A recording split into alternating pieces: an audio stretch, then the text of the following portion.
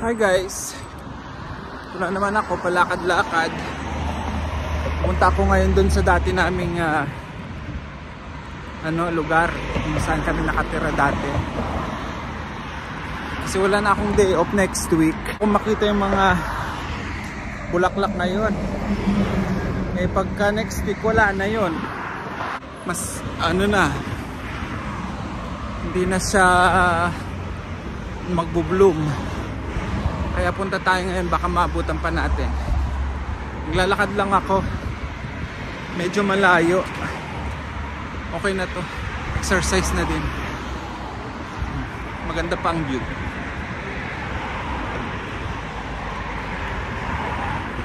Doon pa ako sa dulo pupunta.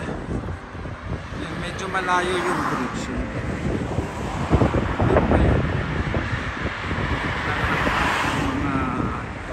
30 minutes siguro. Medyo malapit na ako. Sianok na. Kabilang municipality na eh. Patuloy tayo dito sa tulay. Highway yan papunta ng Rapid. Tapos ito kabila papunta naman sa Katowice. Yan. Dito na tayo guys. Malapit din natin kung may mga bulaklak dyan sa plaza.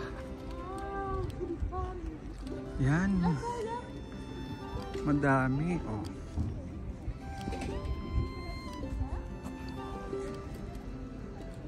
Ang ganda.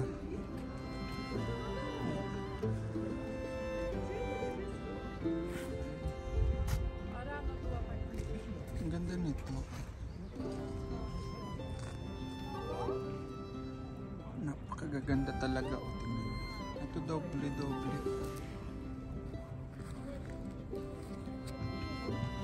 Medyo na lang tayo. Bawal pitasin.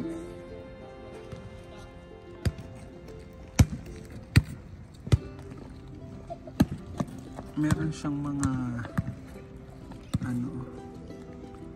kakaiba talaga siya. Meron pa ditong ibang variety. Kulay yellow. So, iba naman siya.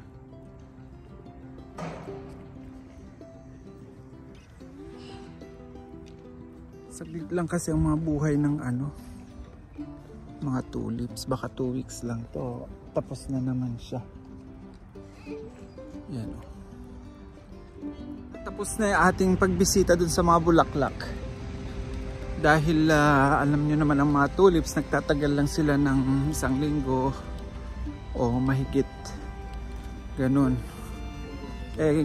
Etong week na to ang pinaka full bloom nila.